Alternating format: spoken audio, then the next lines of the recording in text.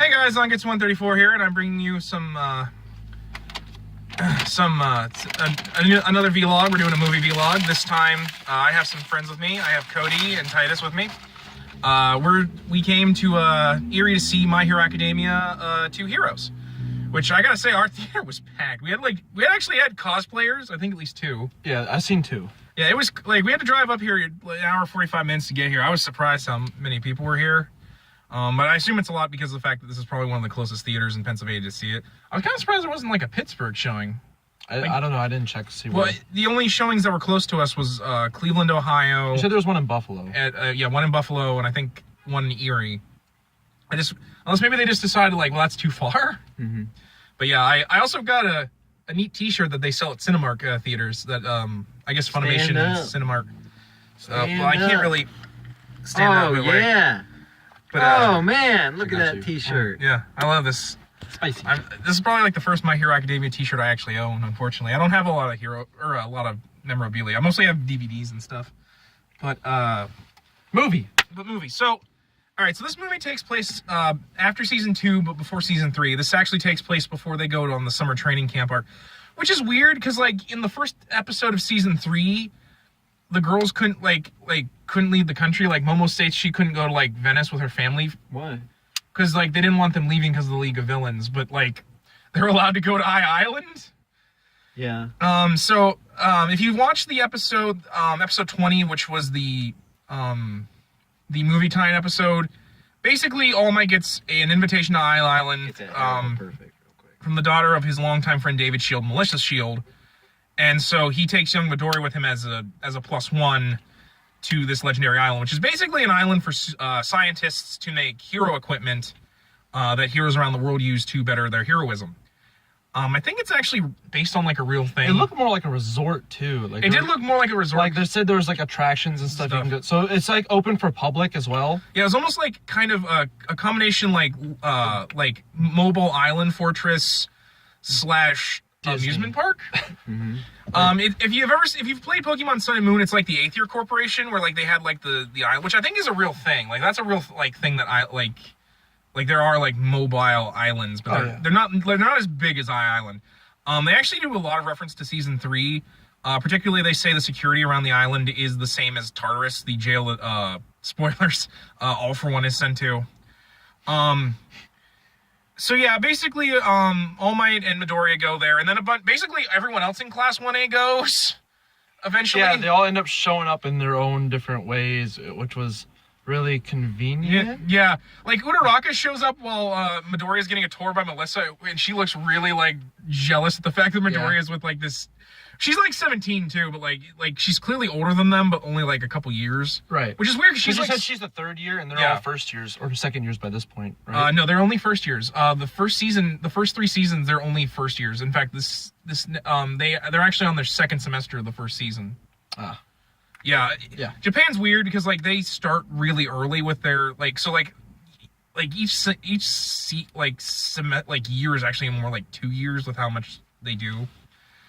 But yeah, and Bakugo gets to go because he won the UA Sports Festival. And then he brought his boyfriend with him. Yeah, he brought Kaminari or Kirishima with him. Kaminari and Mineta somehow got jobs. Yeah, they got jobs on the island temporarily for probably this movie. And waiters. Yeah, they were waiters for like a restaurant. It was weird. At least Momo and Todoroki's make sense because their families are wealthy, and Todoroki's the son of the number 2 hero, Endeavor. Right. So it makes sense they're there, and like. What did make sense was Endeavor was invited, but Todoroki, his son's able to go on his behalf.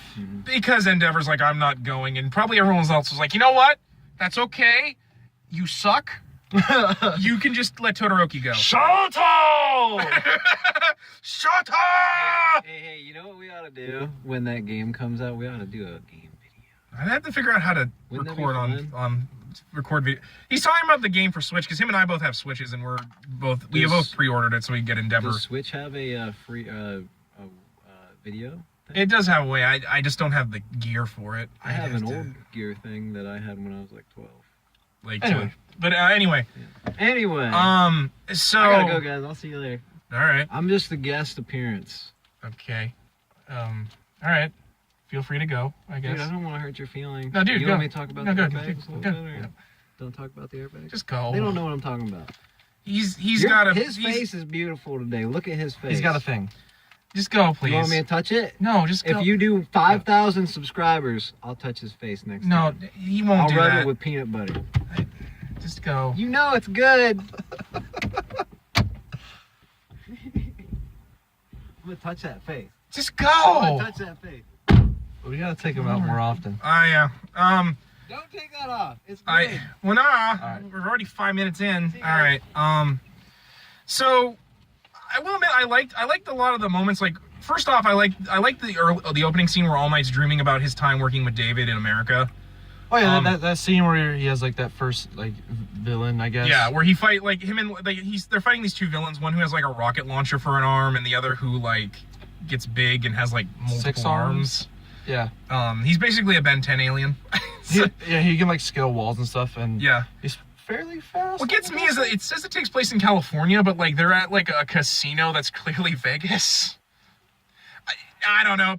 To be fair, it's Japan. They probably like, well, it's all like in the same spot, I guess.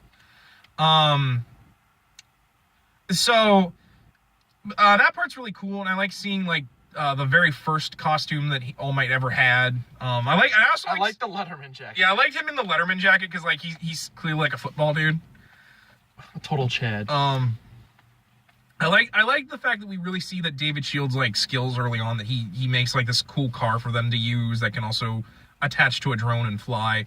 We actually get a lot of decent flashbacks to All Might's youth, particularly how him and David met. Basically David worked at like a college, which I was waiting for them to ever explain if like there's like a college for heroes, just because like you go to high school doesn't mean you like maybe like hero courses or like trade schools. You could argue that it's like a 4-year thing. Yeah. Well, I mean, and to be fair, it could be that like it, because they're already getting licensing and stuff like that. Yeah. So I don't see why it wouldn't be. And to be fair, it could be that because this is much earlier on in the time of this world that like All Might did have to go to college. Right. There's actually a chapter 0 that is also a tie into this, where it shows Donna Shimura, the person who wielded One for All before All Might, and her final stand against All for One and All Might going to America. But it doesn't really include David or anything else in it. It's just showing when All Might went, which was after the death of his mentor. So yeah, I like that. I like the opening bit where Midoriya and All Might are on the plane, on a private jet, which I don't know how they got the private jet. He's All Might. Yeah, he's All Might. Number one hero has to come with some perks. But yeah, and it's pretty standard. Basically, David finds out that All Might's powers are failing. He knows that All Might is weakening, but he doesn't know why. Yeah, he doesn't know that All Might has also passed on his quirk. Like he knows enough that All Might has like this villain that he's constantly thwarting, but he doesn't know like the secrets of One for All. Yeah. Which doesn't help in the end because the One for All figures it out anyways. But anyway.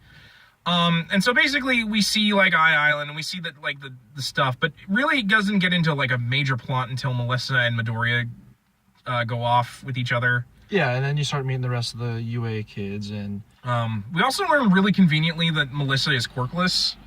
Like that's really one of my few complaints of this movie is how convenient it is that Melissa already has is quirkless, especially when like 20% of the it's like 20% of the population. That would be like, I don't know, like 1 in maybe like 100 people would be quirkless. But that's just a minor nitpick. Well, her father was also quirkless, so that no. They actually, she says his quirk wasn't heroic enough. It's not that he was quirkless. It's that his quirk isn't really hero material. We never see him use a quirk, so one could argue he's quirkless as well. Yeah. I see you doing that. It's on my mouth. What, you got something in your mouth? No, it's the reflection. Oh, I see. No worries.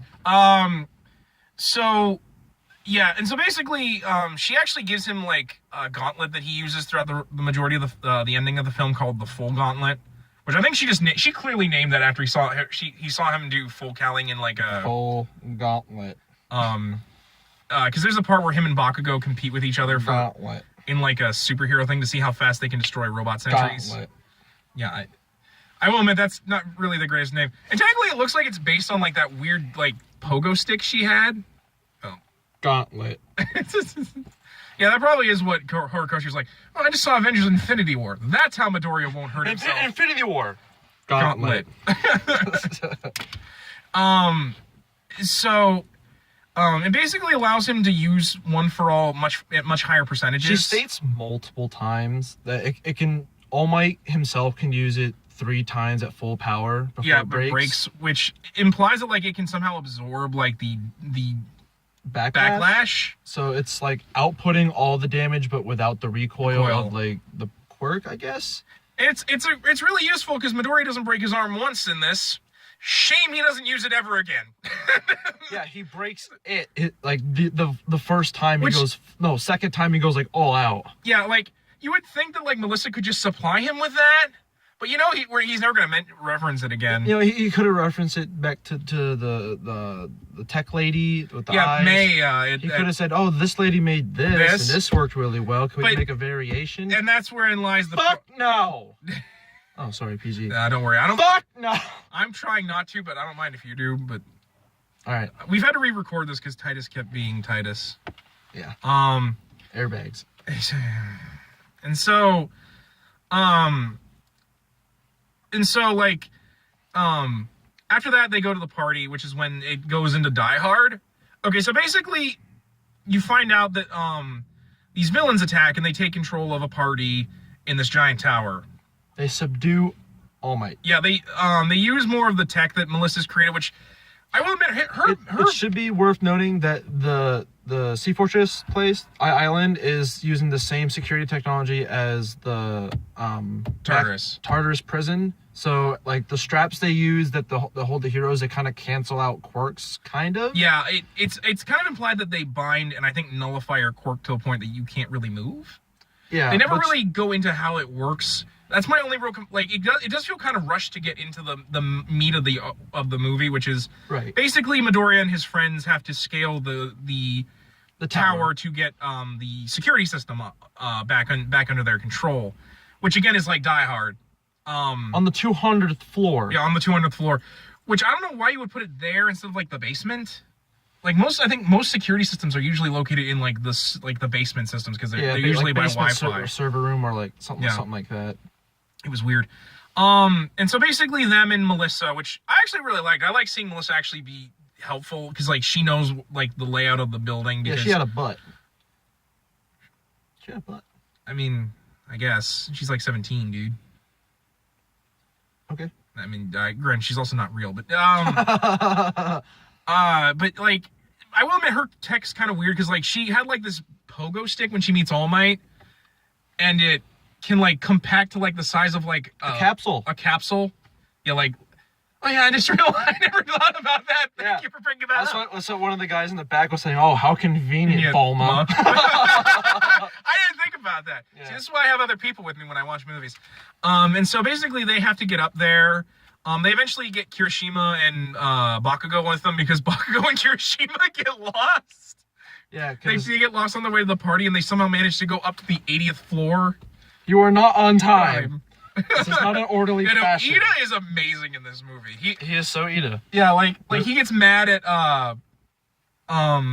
everybody. At like everybody, like even Midoriya, because like Midoriya was late because Melissa was showing off her lab. She's actually much like them. She's like in like a support course like school. On the island. Yeah, on the island. Like they have like a support high school where like you learn to be a scientist. The scientists who work there, their families and stuff live on the island so that none of like the secrets can get out. Yeah, it's very much like a military base in that regard. And they like explain it in like the most like apparent way. And well, I mean that's really one of the bigger problems with My Hero Academia is that because like Horikoshi tries really hard to make everything make sense, but at the same time he can be really exposition-y. Blunt. Yeah, blunt. Like there's no like subtle hints. It's like, hey, what does this do? Let me give you like a 4-minute explanation. Yeah, like it's one of the, like when they're in like the expo, Melissa shows off all this gear and Midoriya just keeps going, oh, it's so this, oh, it's so that. Like there's like a deep sea diving, so he's like, so deep. Or like this helmet, so cool. Like, it's so funny. I mean, granted, Midori is really funny in this because they really let him show off his timid side and his fanboy side. Like, he knows who David Shield is. Right. Like, because and like, we actually get to see all of All Might's different age suits. He didn't know he had a daughter. He did not know that, but I mean, to be fair, that was probably just because, like... She's on the island. She's on the island, and she's only, like, 17 now, so it's not like she was around for the majority of David and All Might's exploits. Yeah. In a lot of ways, it seems like David's kind of like his first sidekick, but that's not... I mean, in canon, technically, we meet his actual first sidekick later on next season. But yeah, and so basically they have to scale the tower, and they come across, like, the terrorists that have everything under control. The main bad leader, which... Does he ever get a name? Magneto. Yeah, his quirk is he can manipulate Meadow, so I called him Magneto. Well, at first, that's what his quirk was. We'll get into that.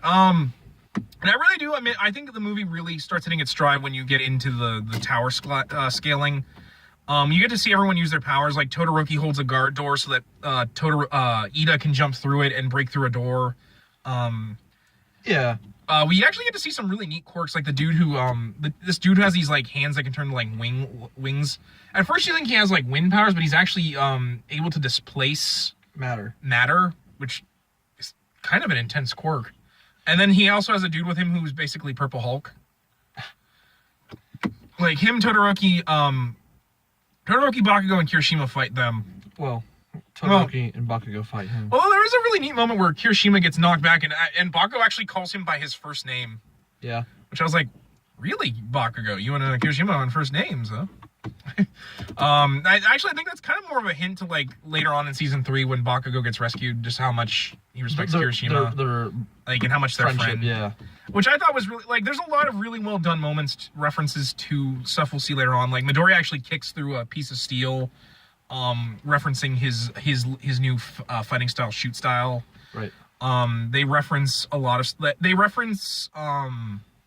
like a lot of their quirk stuff. Like, they reference Yaoyorozu has to create, like, a bunch of weapons and stuff for them, and she basically runs out of the ability to create stuff.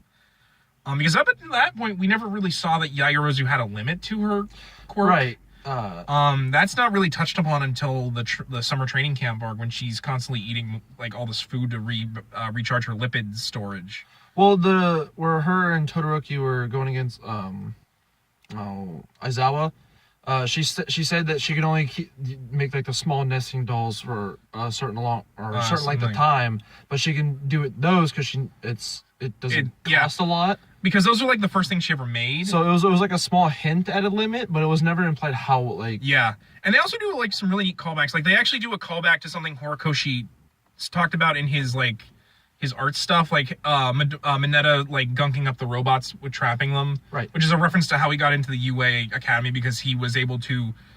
he couldn't destroy the robots, but he was able to make them shut down by stuffing his orbs into... the machinery, which caused them to malfunction and shut down. Stuff in the orbs. We get to see, like, we get to see a lot of cool stuff, really. I will admit that, well, it's really cool and has some great moments. I will admit it feels very shonen anime in that regard, just because it's like the heroes all have to separate to fight other bad guys. They'll have their own, like, small individual moments. Yeah. But to be fair, like, that's kind of what you expect with shonen films. Yeah. I think really the worst part for me is the fact that it was really obvious that David was behind it. Kind of behind it, yeah. Like, I thought maybe... Well, okay, it was him and Sam. His assistant, Sam. His Alfred. Okay, so spoilers if you don't want the movie completely spoiled for you, but I mean, why are you watching this? So basically, and it's what I thought it was, that David basically hires villains because he creates what's known as a quirk amplification device. And basically it's Cerebro from X-Men. Right. And you amplify your quirk to its utmost potential and then some. In fact, they also reference vigilantes because Sam says it can do so without affecting your body or mind, like drugs, which is a reference to the Ideo trigger drug that is being sold on the black market in vigilantes. It does amplify quirks, but at the side fact that it drives you insane. Right. It creates what they call instant villains in that. But the government, of course, saw how ludicrously dangerous this thing would be. But the reason he makes it is because he realizes All Might's slowly losing his power, so he wanted to give that amplification device to All Might to help keep him around longer because he's happy with how much good All Might's done. And in a way, it's also kind of trying to keep the world in a status quo, which is something that I think Horikoshi touches upon a lot in the fact that everyone tries to constantly keep everything from changing.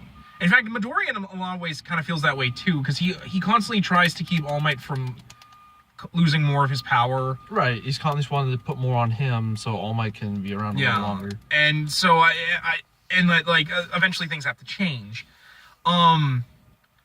And so like but of course, to be fair, David thought it was just going to be actors and they were going to stage a terrorist attack so he can get his device back. Unfortunately, Sam is evil and hires actual terrorists because he wants to sell it on the black market to make money. They thought they were actors. Only David did that. Sam knew from the beginning that they because that's why he's like, I've worked for you so long and you let them take this away from us. Right. I want some of the fame and fortune. Then he gets shot. Oh yeah, they like bip him with a gun. Yeah, then he was gonna like shoot the dude point blank in the head, and then David gets a shot through the shoulder. I don't know how he didn't die because he was bleeding like. He gets shot twice. Yeah, actually, he gets shot twice in the arm. I don't know how he ain't dead from like bleeding out because like he bled Boy dead. I will admit, it also showed a lot of stuff like a lot of its references to Midoriya versus Muscular. Particularly Midoriya not letting someone hurt Melissa so that she can activate the security sentries to put them on their side. Like he says, like, I will not let you pass me, which is something he says to Kota. Well, no, he says it to Muscular from Kota. But Kota, he's like, I won't let him pass me, Kota, so run. And like, it also references a lot. But basically, so like Midoriya tries to get to them, and this dude, which again, I don't think they gave him a name. If they do, it's probably in the credits, but we didn't stick around for the credits. He constantly keeps using metal, but so Midoriya lets them take off in the helicopter because he figures you can't use the metal on the helicopter because it would damage the helicopter. So he lets them get far enough away that he can use One for All full cowling to launch himself at the helicopter, which he actually manages to land. I actually give Midoriya a lot of credit for that. Yeah, he did land it. Even with only 5% of One for All. Right. He almost gets shot, unfortunately. Yeah, the Magneto shoots his gauntlet. Yeah, which knocks him off. Knocks him off. He falls down. Literally falls probably a good like. Yeah, Midoriya's pretty hurt. Like he actually, I think breaks one of his collarbones. Yeah, because he was holding it. Yeah, because like at one point it tinges. Because he was doing the Vegeta pose. Where or he like can barely like get that shoulder checked out. Yeah. Which, to be fair, he already is technically recovering from back injuries at this point because like. Right. Like he takes an All Might to the back in season 2 during the. I still can't believe All Might just like, whee! New Hampshire smashed him into a bus. We get to see more of what All Might can do. It's not just punching. It's more or less he's using his force to push air. Yeah, and you see a lot more of that. Which is also, I think they're also hinting at what's going to come because spoilers in the manga, he's actually teaching Midoriya how to do that right now. In fact, in the opening, he actually manages to knock missiles away from himself by just punching and letting the force knock the missiles into each other. And waving at the air and stuff. Yeah. That's what I was referencing. Yeah, which is something that's actually really interesting, that he has enough force to be able to do stuff like that, to make wind, is actually pretty... For a distance. Yeah, for a distance. It's not just like... Because him and I have both... we watched this guy who explained exactly how powerful All Might is.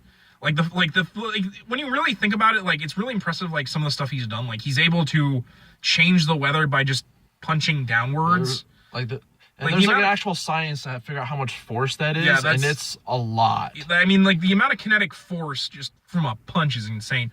We actually do see probably one of my favorite parts is when he shoots himself up the building, and you see like the building shatter as he's going up it. Back to the helicopter. Yeah. So All Might shows up. He comes in. He says, I am here to young Midoriya. He shoots himself up past the helicopter. So you're talking probably like 100 feet up to above the helicopter. Which I admit, they must be like at least 200 or 300 feet up in the air. Yeah. Like because from the base of the top of the tower. Like I think a story is like what, 10 feet? Close. And there's 200. Yeah, and there's like 2. So like they're pretty high up, like 300 feet up. But anyway, All Might stops himself again, forcing the air by flexing. And then does his New Hampshire smash to send him through He's a fucking missile. Yeah, through the helicopter. Missile. And kills everyone except for Magneto. Like, Magneto, because he uses the enhancement switch. Although it might also be what we're getting to. Right. So Magneto comes out of the flames, and he has the amplification device on his head, which I don't know why he didn't just do that from the beginning. Well, he was going to try and sell it. He didn't want to break it. Yeah, true. But then again, he also had David, so it's like if I thought about it, I'd be like, well, I got the dude. I got the guy. But you know, All Might kills people in this. like those those suckers up. Like there was like a couple of the terrorists and the one dude with the eyepiece that was controlling the security system before Melissa got control of it. He's dead. Like there's no way he's not dead. I don't care how good All Might is. Those guys are dead. Like All Might's kill people clearly. So then Magneto puts on the amplification device, and then he ends up like creating like binding with metal, damn near. Yeah, and like he basically metal bends like Avatar: The Last Airbender. Yeah, and it's the closest reference I can get to is Cementos. When he's launching the cement and the brick patterns. Yeah, like the walls look a lot like Cementos's. I think I actually mentioned that to you too. Yeah, when I was and it's almost the same animation as well. So then he's hitting All Might and everybody, and then Bakugo and Todoroki, they all show up. Everybody shows up. They're helping. And then like he makes this giant tower of metal, and he has David like covered up in it. Right. And then there's this really good moment where All Might is about to be pressed down, and then everybody's cheering for him. His class, and then he gets caught by the throat by the villain. This is the fuck part. Yeah, like all of a sudden he starts glowing. So he gets caught, right? He goes in for a Detroit Smash, catches him by the throat. He catches All Might by the throat. He also uses like metal wires to like slow him down, to restrain him. And this is where we get the big FU, because then we find out. Yeah, this dude All For One contacted this dude and gave him multiple quirks. He gave him a strength enhancement quirk, and I think like a fire quirk or a heat quirk. It would explain why his body is like glowing. I think that's probably from the. It could just be that he has a strength enhancement quirk, and it's almost like the one for all kind of glow. Yeah. Kind of thing. So then we get that big FU, and then so on top of all these quirks, they are now amplified by the amplifier. So. Then we get this really badass scene where they're all just trying to dodge the guy. Yeah, and like he eventually just like crushes All Might in this metal clump. And then he creates these big giant like columns of metal and Shinra Tensei's. Yeah, he just Shinra Tensei's the guy. He basically does Shinra Tensei from Naruto. Don't get us wrong. Like we're just making jokes because we like to reference other animes when like stuff happens. Right. Like we thought this was cool. This was awesome. Oh yeah. But we just like to reference other animes. The fight scene is probably the best scene in the whole movie because the rest of the movie has kind of lackluster animation. I mean, it has some good fights. Like I think most of the animation went to the fights. We'll get more into the animation because I do want to kind of talk about the more of the negatives. Yeah. But I kind of want to talk about like the plot a little bit before we get into that. But they're just trying to dodge the guy for now. Yeah, and not only that, like we see that they're all starting to hit their limits. Like Bakugo, he uses his howitzer impact at one point, which was one of my. They favorite, used like almost all their super moves, which was really cool. And in fact, you can actually see that like Bakugo's starting to like his hands are starting to cramp up because that's like the drawback to constantly using the full force of the blast. All through his veins and stuff. Yeah, but like he keeps going, which I actually thought was really cool because it shows how much Bakugo has learned. Where like Bakugo's like if I can't defeat someone with my full strength, then I have to go beyond and break myself. Yeah, like Todoroki at this point, he's getting really fatigued. He actually uses his fire side at one point because like twice. Yeah, twice. He uses it once to help Midoriya get up to the building because him and Melissa get lose their gravity thanks to Uraraka. Yeah. But it looks like he's going to get blown away from the air. So Bakugo and Todoroki point a fan, and then he uses fire side. Even Midoriya's like, "You used your fire side, Todoroki," which I actually was like, "Yeah," because he would use his fire side for you, dude. Yeah. Like, You're worthy. But it was really cool because eventually it gives Midoriya enough to get his second win back, and he shatters the giant like clump that All Might's in. Yeah. Because he's actually using I think at least just 30%. I know at one point he uses only 30% in his arm. Yeah. Because the idea is he's using 5% all throughout his body, but to deliver the punch he's actually enhancing it with more. Right. The gauntlet. With the gauntlet. And so I think at this point he finally does a 100% punch. You get the clump, yes. Yeah, he went to do Detroit Smash, and then I love it because because All Might has lost his limit because he's actually had to maintain his form the entire time. Like you actually throughout most of this moment, he has had to use his form. And he even says like how much is training him and stuff like that. And of course, the metal dude actually knows this. I think that was actually part of his plan, just because All for One told him that. And so basically the two All Might is just exhausted. He wants to try and do it himself, but there's a good chance he'll die if he keeps it up. And then we get the plus ultra moment. We get the part where Midoriya's like, get up. We'll do this together, and it's actually really cool because you see them actually using their super speed. Yeah, they're actually fighting together, and it's something we actually I don't think ever see in the original anime. No. So this is kind of nice, just because it lets us see the two of them actually work together. And so they start using their moves together, and they do a double Detroit Smash at one point. He ends up making a giant cube of just straight metal to the block. He basically makes the meteor that Madara makes during the 4th grade ninja war. And then they just kind of missile themselves through. Yeah. And then they just double Detroit. And it's actually really cool because you actually that scene wherever they show the points of light, that's the One for All successors passing their power.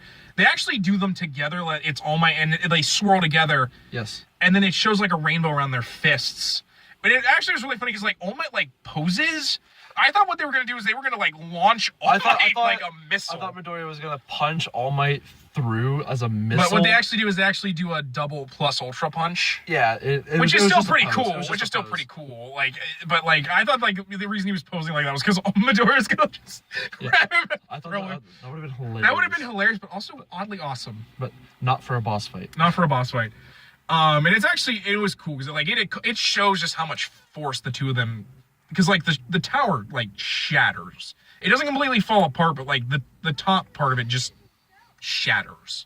Right. So they hit him. His quirk releases. They break the amplifier. Which actually at the end you see he's actually reduced to a skeleton. Or I mean not but he's emaciated like All Might is. Yeah. I guess basically using that amplification with multiple quirks and then getting released from it caused him to wither. So there's this giant moment where everything just starts falling and everything. It's great. And you get the whole happy scene. We did it. Yeah, Dora, we did it. And then we see All Might rescuing David, and he actually looks like he did after he did halfway through his fight with All for One, where his one hair thing is down. He's not quite deflated, but he's not nearly the mountain that he normally is when he's in it. Chad. Yeah, the Chad. He actually but I like it because it shows that David finally gets it. He's I realize now Melissa follows in my path and Midoriya follows yours. I wanted everything to stay in the status quo, but really we should be working for a new future. And I will admit it's kind of hokey, but I like it just because it shows why All Might is doing what he's doing, and that he's not afraid of the because not only just Midoriya, but the fact that his whole class is working to be the next generation of heroes, and they're going to be even better than the previous generation. Naturally. Which I think kind of also ties into the fact what Aizawa said during the provincial hero licensing exam, how Bakugo and Midoriya are the two that are going to make them even better. That their just drive and skill is what's going to egg everyone else on to go beyond plus ultra. Them not being afraid to do what they have to do, no matter the consequences. Because even in this, the others wanted to just sit back and not do anything, and just wait for the heroes on the outside to come in. And Midoriya's no, I don't want to just sit here, guys. Which, in my opinion, I don't understand why people are surprised when these young students decide to break the law. Because they're heroes, they're being trained that they have to. Sometimes you have to just do what you have to do. That a hero, the greatest heroes are the ones that butt in even when they aren't wanted. It's weird. We get that speech from Jiro. Yeah, it is. It is really weird. But I think it's mostly just Jiro is with well, actually, yeah, it is kind of weird because it always seems Jiro doesn't really seem to get Midoriya. Just because like she she thinks that he really wasn't impressive until like he started doing full cowling. Right. Because like he constantly broke his limbs. But yeah, and all in all, that's where it ends. We get some stuff where like we see like David in the hospital talking with his daughter and about how he feels bad that he was going to a maximum security prison most likely. And they make up. And, although I don't know, they might. He probably won't go to jail, but he's definitely not going to have a career after this. I don't know. It'll probably depend on what the government says, but I don't think they ever really explain it. But then again, we left. I don't know if there was like one more scene, but I'll have to see when it comes out on DVD. Because there was apparently a scene where like Uraraka dances with Bakugo in the trailer, and that never showed up. That's my ship. We didn't get. Yeah, I know. We didn't get a. I will admit, I also was really disappointed with the scene with Godzilla, because he only shows up for like 2 seconds. You're lucky he was in there. I know. I was like, for those of you who don't know, My Hero Academia is actually owned by Toho, hence why they have Godzilla in there. I love that he's just Godzilla in the Hokage robes. I loved it. It was great. So anyway, let's. All in all, I think the story's really fun. It's at least a decent 2 hours. It's not bad. I just think that some of the tropes that they fall into is very shonen movie.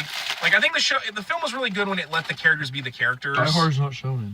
Well, I mean, I will admit I like the Die Hard aspect of it, but in all in all, I think it's a decent story. It does what it needs to. I like it. 8 out of 10. So let's get into the negatives. The animation. The only thing that's pretty much the only thing I didn't like. Yeah. Was the animation and how blunt the explanations for a lot of stuff were. Which, I mean, to be fair, I feel like a lot of that is because of the fact that they have to get all this movie in an hour and 46-minute movie. Like, so they have to really rush the... Now, the animation was probably crappy through most of the movie, just so we could have better fights. Yeah, it either ranged from... And that makes sense with shonens, because they naturally do that. And to be fair, it mainly ranged from just typical anime, like TV show anime. Like when it was fine, it was just traditional, like right. It was just normal. It was just normal. But there were times where like Midoriya like seemed to like de-age, like he would lose like a lot of his detail, which is why I say he looks like he de-ages. Or anything from like a far view. There's this really awful scene when Midoriya and All Might get in where like they don't have eyes or mouths. And like Melissa's there and she's like blank, like there's like no face. Like it was really, really uncomfortable. Like it was clearly like we didn't. And that was throughout the movie. Like background characters did. I noticed they didn't have faces and stuff. Extras, whatever you want to call them. But then when you get extras. Sorry. Yeah. But then when you get to like later in the movie and you get to like the action and the fight scenes, you can see that's where a lot of like the budget animation went to. Because you get like real crisp, like especially with like Todoroki's fire, it looks really nice. Bakugo's flames, you get that nice. And in fact, even I think Todoroki's ice effects look really good too. Yeah, and the Bakugo's palm animation. Actually, Iida's animation was really good too. Yeah, like a lot of his. Yeah, he does like a new Reciproburst. I think it was like something like it was not the Recipro Extend or Reciproburst. It was something like I couldn't really make it out, but that was probably because I was nerding out like Midoriya. And then when like the big boss fight, it was really nice animated. It was almost pain Actually, Bakugo's howitzer impact looked really good too. I thought his fight was actually really well done as well. It was almost pain quality. Yeah. I will admit it felt like there was a lot of rubber. My problem with anime is that it really shouldn't be like squash and stretch rubbery. That's one of my bigger problems with the pain fight. Like I will admit, when it's not doing like the Roadrunner legs or the part where we had that in this movie. Yeah, although I don't know, maybe it didn't bother me just as much just because it's supposed to show like they're human, but or not in the fact that who the characters are. Pain's not. Well, yeah, but Pain's not like we're not someone who does that. We're not talking about Naruto. I don't know. It didn't bother me as badly, but I do get I get what you mean, and it probably makes me sound like a hypocrite just because I like to hear Naruto, but that's I know I'm in the minority with that Pain fight, but yeah, no, I that was probably my biggest problem is that there's a lot of times where the animation really dips in quality, right? And I can get why no one really was bothered by it because when the animation was nice, it looked really good. My only other complaint is that we constantly got like flashbacks to like the first and second season. Like we basically got like an annotated version of like the first two episodes. Horikoshi said when he did like an interview like right after the Japan release, he said if you're going into the movie fresh, you won't have to see a whole lot to catch up on it and that's fine. So it was like if I weren't to watch any of it, I'd be able to go into that movie and understand a good chunk of what's going on. It's like the first episode of season 3 where it's like, well, if you didn't watch the first 2 seasons, don't worry. We'll at least give you a basic rundown of the characters. Yeah. And like I said, it doesn't bother me. It just felt like it was padding. It was really drawn out. Yeah, especially because like we had to see the doctor say, "Sorry, kid, it's not gonna work." I'm like, we could have done without that.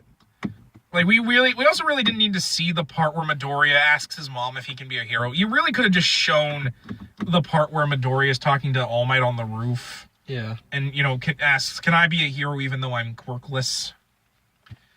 But like I said, I get why.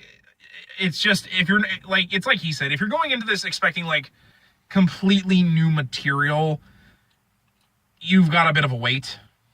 Right. Because they really summarize what happens in the first 2 seasons. Which, well, at the same time doing references to the 3rd season, which I was surprised at. But then again, this was I think in production when the 3rd season was being planned. So they had ideas of what they wanted to do. The other was just kind of how it felt like the other characters really didn't need to be there. And before you said, I mean mainly Sue, Toru, Mina, they had, like, Sero, and little Sato. moments where they're like in like the back. They didn't really come, but they're on the island for no reason. And they're like locked in. Yeah, they're just locked in their rooms. They don't really have a part of the story. It was really funny when Toru's like, "Well, if the internet and TV's down, I brought Uno." That was really funny. I like the rock paper scissors part with them. Where she had like a little cue. Yeah, she has little cue cards with rock paper and scissors on them. Because you can't see her. Because you can't, yeah. Because invisible girl jokes. But yeah, they were like we could have had the whole movie without them being there. They're just kind of there to be like, "Oh, hey, look what happened," and like the rest of the group, I do because like Kaminari and Mineta do stuff. Although Kaminari is almost Yamcha in this because like he manages to take out a few of the robots with his 2 million volt indiscriminate discharge, but then like he just numbs his brain throughout the rest of the movie. Yeah. Actually, Mineta does a lot in this movie, and I was surprised. Yeah, he climbs the wall. Melissa seems to like him despite the fact that he's a massive pervert throughout most of it. Like, he calls her the headliner, and I'm like, jeez, man. The headliner has arrived. Like a stripper, man? Jeez. But yeah, all in all, I think it's a decent film. Like I said, 8 out of 10. It's a solid 8 out of 10. Solid. If you're looking for like something really new and exciting, you're probably not going to get it. If you want to just go in there and watch a decent My Hero Academia film where the characters get to be themselves and have like a fun adventure, you'll like it. And in fact, that's what I felt. I do like the only review I ever saw said, and it's what I agree to. Whenever it does what My Hero Academia does best, it's good. When it does the stereotypical shonen stuff, it's lackluster. Maybe not lackluster, but it's obvious. Like obvious to the point where if you're going into it, you're gonna be like, ugh, of course we're doing this. But anyway, guys, I think that's gonna be it for this. Stay tuned. We'll have one last My Hero Academia vlog coming for this year because this is the last episode for season 3. I don't get why people were so expecting it not to get a 4th season because it's like one of the highest rated shonens currently. Like that'd be like expecting One Piece to not get another season. I was like, none of us were expecting a big turnout for this movie, and our theater had 0 seats left. We got asked to move, so especially because like My Hero Academia is probably more popular in the States than it is. Well, I say that it's pretty popular in Japan just because of its Western influences, but over here, I'd argue it's probably even more popular than it is in Japan. Because I know a lot of people that were praising this movie, but. And in fact, I think it made like 2 million in the box office, which is pretty good for a. Well, I saw before we came here. Like apparently, like I think it's higher rated than like The Nun and like some of the other higher grossing movies that came out this. And to be fair, maybe it's just because it's September. Like, there's not really exactly a high box office stuff because it's after the summer blockbuster season, but it's not into the Halloween horror season. It's coming. Yeah, that'll probably definitely displace it. But I think that's pretty good for an anime film. Because I don't even think the two Dragon Ball Z Super movies did nearly as well as that. I want to say they made like only 1.5 million. I know Resurrection of F did really well. Well, it did really well since when we got Super. I don't think Resurrection of F. No, Battle of Gods. Battle of Gods did, but I don't think Resurrection of F did it.